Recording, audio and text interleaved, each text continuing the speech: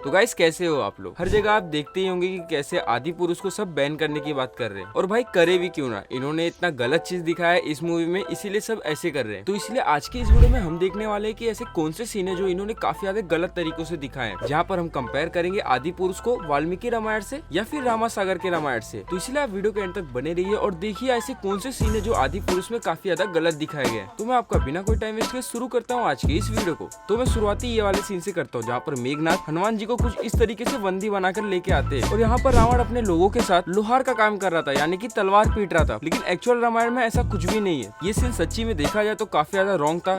और अगर इसके रियल सीन के बारे में बात करें तो हनुमान जी अपने आप को जानबूझ के बंदी बना लेते हैं, और फिर हनुमान जी को रावण के महल में लेके आया जाता है, जहाँ पर काफी सारे सभा के लोग बैठे रहते हैं और वो डिसाइड करते हैं इसे कौन सा दंड दिया जाए, जहाँ पर सभी लोग अपना राय देते हैं कि हनुमान जी को कौन सा दंड देना चाहिए। और ये सीन रामायण में काफी बड़े सीन में दिखाया जाता है, जहाँ पर काफी बड़े एपिसोड होते हैं इसके। लेकिन आदि पुरुष में आप देख ही सकते हो कि कैसे शॉर्ट में ही सब एक्सप्लेन कर दिया गया है, और उसी के साथ यहाँ पर दिखाया जा रहा है कि हनुमान जी कितने डरते थे सबसे। लेकिन ये तो हम भी जानते हैं कि अगर हनुमान जी चाहते तो वो अकेले ही रावण को खत्म करके उसके लंका को पूरी तरह तबाह कर देते। अब हम चलते हैं हमारे सेकंड सीन की तरफ, जहाँ पर आपने देखा होगा कि अंगद का इंट्रो कुछ इस तरीके से दिखाया गया था कि वो रावण के गुप्तचरण को लेके आते हैं और कुछ इस तरीके से फेंक देते हैं, और उसके बाद बोलते हैं कि रघुपति राघव राजा राम बोल, और सीता माता को छोड़ते। बस इतना ही बोलकर वो वहाँ से चले जाते हैं। लेकिन रियल रामायण में ऐसा कुछ भी नहीं था। वो आते तो है गुप्तचरण को लेकर रावण को देने के लिए, लेकिन ऐसा कुछ भी नहीं होता है। और जब रियल रामायण में अंगद आते हैं कि तू गलत कर रहा है और अभी भी तेरे पास समय है कि सीता माता को राम जी को लौटा दे और अपनी हार मान ले। और उसने ये भी बोला था कि श्री राम जी युद्ध नहीं चाहते, लेकिन वहाँ पर होता है कि रावण जरा सा भी बात अंगद का नहीं मानता है और उसी के साथ बेइज्जती भी करता है पूरी सभा में अंगद का। और यही सुनकर अंगद पूरी अपने पावर में आ जाते हैं और वो बहुत ज्यादा गुस्सा भी हो जाते हैं। और उसके बाद अंगद अपना एक पाँव को उठाकर कुछ इस तरीके से रख देते और बोलते कि तेरे पूरी सभा में से या फिर तू किसी ने भी मेरे इस पैर को उठा दिया तो श्री राम जी के यहाँ पर आने से पहले ही मैं युद्ध को टाल दूंगा और हम सभी अपना हार मानकर यहाँ से चले जाएंगे। और उसके बाद गाइस आपने ये वाले एपिसोड को तो देखा ही होगा, जहाँ पर आपको पता चला होगा कि इनका पैर कोई भी नहीं उठा पाता है। लेकिन ये सब चीज को आदि पुरुष ने नहीं दिखाया, उसने सिर्फ छोटी सी एंट्री दिखाई और वहाँ पर भी उसको खत्म कर दिया। तो अब हम चलते हैं हमारे अगले सीन की तरफ, जहाँ पर आपने देखा होगा कि हनुमान जी समुद्र पार कर सीता माता को ढूंढने के लिए आते हैं। यहाँ पर आपने देखा होगा कि हनुमान जी का सूर्य रूप नहीं दिखाया गया था, लेकिन रियल स्टोरी में ये दिखाया गया है कि ये सूर्य रूप में थे, यानी कि एक छोटे से रूप में एक पेड़ों पे बैठे थे और वहाँ से वो सीता माता को ढूंढ रहे थे, क्योंकि उन्हें पता ही नहीं था कि सीता माता कौन है। और जब उन्होंने माता सीता को ढूंढा और उन्हें पहचाना तब वो अपने रियल रूप में आए थे। पर इन्हें बढ़ती उम्र के साथ कुछ नया दिखाना था, इसीलिए इन्होंने ये सारे सीन को हटा दिया। वरना अगर इन्हें हनुमान चालीसा भी अच्छी तरह याद होती तो हनुमान चालीसा में भी ये बताया गया कि जब वो सीता माता से पहली बार मिले थे तो वो सूर्य रूप में मिले थे। तो गाइस मुझे लगता है कि इन्हें हनुमान चालीसा भी पूरी याद नहीं होगी। और अगर रामायण देखने की बात करूँ तो इन्होंने वो भी नहीं देखा हुआ, यहाँ वहाँ से इन्फॉर्मेशन लेके पिक्चर बना डाली और लोगों में एक प्यारी सी लाइन इमोशनल अटैक के साथ जोड़ दी कि आप जाइए पिक्चर देखने और एक सीट को छोड़ दीजिए, वहाँ पर हनुमान जी आएंगे और ये पिक्चर को देखेंगे। तो अब हम चलते हैं हमारे अगली सीन की तरफ, पर हमें देखने मिलता है कि हनुमान जी जब पता करके आते हैं कि सीता माता कहाँ पर है तो श्री राम जी सीधा ही समुद्र से प्रार्थना करने लगते हैं। और जब समुद्र देव ये नहीं मानते तो वो ब्रह्मास्त्र निकाल लेते हैं। और उसके बाद आपने देखा होगा कि समुद्र देव कुछ इस तरीके से प्रकट होते हैं और फिर वो श्री राम जी को उपाय बताते हैं कि वो कैसे इस समुद्र को पार करे। लेकिन गाइस आपने उसके बाद देखा होगा जो श्री राम जी ने ब्रह्मास्त्र को जो अपने बाण में डाला था वो किधर गया, वो तो आपको कहीं दिखा ही नहीं होगा। लेकिन इसकी रियल स्टोरी ये है गाइस, इतना तो आपको पता ही होगा। और अगर नहीं पता तो मैं आपको बता दूं कि पहले के अस्त्र अगर धनुष पे चढ़ जाते थे तो उन्हें कहीं ना कहीं हमें छोड़ना पड़ता था। और अगर इसका रियल सीन देखा जाए जहाँ पर हमें देखने ये मिला था कि श्री राम जी ने खुद ही समुद्र देव से पूछा था कि ये ब्रह्मास्त्र में आप कहाँ चलाओ, तो गाइस समुद्र देवता ने ही बताया था कि ये धनुष आप उत्तर दिशा में चलाइए। जहाँ पर एक गाँव है वहाँ पर एक डाकू लुटेरे रहते हैं और मेरे जल का गलत उपयोग करते हैं। तो श्री राम जी ने वहीं पर अपना धनुष चलाया था और वहाँ का जगह सूख गया था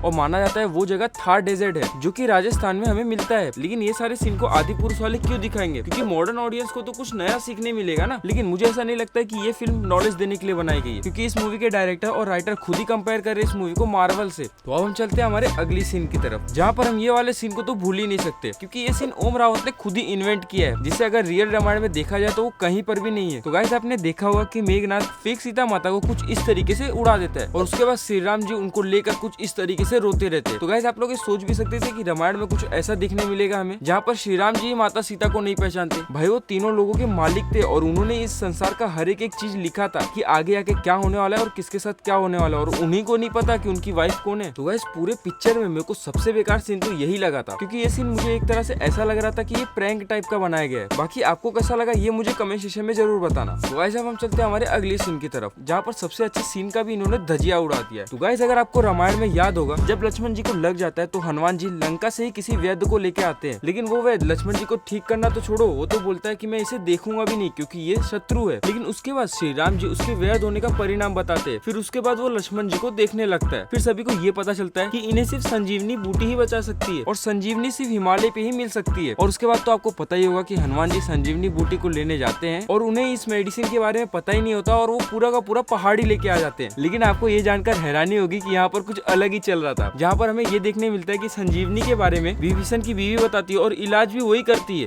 तो अब हम चलते हैं हमारे अगली सीन की तरफ, जहाँ पर अगर आपको याद होगा कि रावण तपस्या करता है और अपने एक एक सिर को काट कर कुछ इस तरीके से छोड़ता है और उसके बाद ब्रह्मा जी आते हैं और उससे पूछते हैं कि तुझे क्या चाहिए। फिर रावण बोलता है मुझे अमरता का वरदान चाहिए, यानी कि वो कभी ना मर सके। लेकिन ब्रह्मा जी बोलते हैं जो मैं ही नहीं हूँ वो तुझे कैसे दूं। लेकिन रावण था बहुत जिद्दी, इसीलिए उसे कुछ ना कुछ तो वरदान देना ही था। तब उन्होंने ये बोला था कि आप अपनी मृत्यु को टाल सकते हो और उसी के जस्ट बाद रावण ने ये बोला था कि मेरी मौत ना तो कोई दानव कर सकता है, ना कोई देव कर सकता है, ना कोई किन्नर, ना कोई बाज, कोई भी नहीं कर सकता।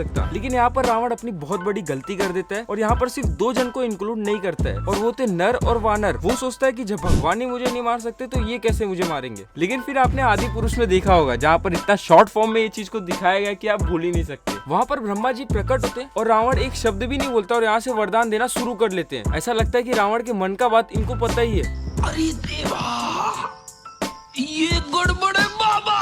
और वरदान में इन्होंने दिया क्या, सिर्फ 2 ही चीज, दानव और देवता। यानी कि रावण को सिर्फ दानव और देवता ही नहीं मार सकते, बाकी सब मार सकते, यानी कि कोई भी जानवर और या फिर मामूली इंसान भी। आदि पुरुष वाले ने तो हर चीज में घपला किया ही था। यहाँ देख लिया मैंने, डायलॉग में भी घपला कर दिया है। अरे कम से कम पूरा वरदान तो बोलना चाहिए था इन्हें। अब हम चलते हैं हमारे अगली सीन की तरफ, जहाँ पर आपने आदि पुरुष में ये देखा होगा कि श्री राम के सामने ही रावण सीता माता को उड़ा के लेके जाता है। ये तो इन्होंने पूरी तरह गलत दिखाया था। इतना गट्स तो रावण के अंदर हो ही नहीं सकता कि वो श्री राम जी के सामने माता सीता को उड़ा के लेके जाए। और उसी के जस्ट बाद आपने ये सीन देखा होगा, जटायु को श्री राम जी के सामने मरते हुए दिखाया गया था, पर ये सीन पूरी तरह गलत था। जहाँ पर आपने देखा होगा कि जटायु ने रावण से जब लड़ाई की थी तब वहाँ पर रावण ने जटायु का पंख काट दिया था और वो काफी दूर आके गिरा था। और फिर जटायु ने अपने प्राणों को रोक के रखा था कि वो श्री राम जी आएंगे और वो फिर उन्हें बताएगा कि सीता माता को रावण ने उठा के लेके गया। लेकिन आदि पुरुष ने कुछ और ही दिखा डाला, क्योंकि इन्हें छोटे में भी शायद मूवी बनाना था इसीलिए। तो गाइस अब हम चलते हैं हमारी अगली सीन की तरफ, जहाँ पर आपने देखा होगा कि श्री राम जी और लक्ष्मण जी कुछ इस तरीके से अपना काम कर रहे थे और वहाँ पर एक महिला आती है जिनका नाम था सबरी। और उसके बाद इस सीन में जो भी हुआ था मुझे तो बिल्कुल समझ में नहीं आया कि वहाँ पर क्या चालू था। लेकिन इसका रियल सीन के बारे में अगर हम बात करें तो ये सीन काफी ज्यादा इमोशनल सीन था। लेकिन रियल सीन ये था कि सबरी हर दिन ताजी फूलों को लेके आती थी और कुछ इस तरीके से बिछाती थी कि श्री राम जी एक दिन आएंगे और इन्हें दर्शन देंगे, क्योंकि सबरी के गुरु जी ने ये वरदान दिया था कि एक दिन तुम्हारे कुटिया में श्री राम जी आएंगे और उन्हें आप सुग्रीव का पता बताना, और आप जैसे ही उन्हें सुग्रीव का पता बताओगे आप स्वर्ग में चले जाओगे। लेकिन यहाँ पर कुछ अलग ही सीन था, जहाँ पर हमें समझ में ही नहीं आया कि रात में ये औरत कौन थी और क्यों आई थी। अब हम चलते हैं हमारे अगले सीन की तरफ, जहाँ पर गाइस अगर आपको याद होगा कि रावण को श्री राम जी कभी नहीं मार सकते थे अगर उसका भाई विभीषण ने ये ना बताया होता कि रावण के नाभि में अमृत छुपा हुआ है। लेकिन ये चीज आदि पुरुष में कहीं भी कुछ भी नहीं दिखाया गया। यहाँ पर दिखाया जाता है कि श्री राम जी का लड़ाई होता है और वो उन्हें मार देते हैं, लेकिन ऐसा नहीं है। इसकी रियल स्टोरी ये है कि श्री राम जी को विभीषण ही बताता है कि रावण के नाभि में अमृत छुपा हुआ है और तभी श्री राम जी ने अग्नि अस्त्र से उस अमृत को पहले सुखाया और उसके बाद इसका वध किया। ये था रियल सीन और एक रियल स्टोरी। लेकिन यहाँ पर कुछ भी ऐसा नहीं दिखाया गया, क्योंकि आदि पुरुष वालों को श्री राम जी को हीरो दिखाना था, इसीलिए उन्होंने ये सारे कैरेक्टर को डाल दिया। जहाँ पर ये दिखाया जाता है कि हनुमान जी सबसे डर रहे और लंका के जितने भी लोग हैं वो सारे लोग डरा रहे। इस मूवी में कुछ भी दिखाया गया, एक भी सीन मुझे तो नहीं लगता करेक्ट रहेगा, जहाँ पर ये देखने को मिलता है कि श्री राम जी को एक फादर का गेटअप दिया जाता है। तो गाइस ये था आज का हमारा वीडियो, जो कि गलत सीन दिखाया गया है आदि पुरुष में, जिसे हमने कंपेयर किया वाल्मीकि रामायण से। और आपने यहाँ तक देखा है तो मुझे पूरा भरोसा कि आपको ये वीडियो पसंद आई होगी। तो प्लीज वीडियो को लाइक करना और अपना एक प्यारा सा कमेंट भी देके जाना। मुझे मालूम है इस मूवी के ऊपर आपका प्यारा सा कमेंट तो नहीं निकल सकता, लेकिन फिर भी आप कोशिश करना। और इस वीडियो के बाद आप कहीं भी स्क्रॉल ना कीजिए, आपके राइट या लेफ्ट में एक ना एक वीडियो आता होगा, तो प्लीज जाके उसे वॉच कीजिए और ऐसे ही अलग अलग कंटेंट पाने के लिए हमारे चैनल को सब्सक्राइब कीजिए। तो इसी के साथ मैं आपको मिलूंगा एक अगली वीडियो में एक नए कंटेंट के साथ। तब तक के लिए बाय बाय, टेक केयर।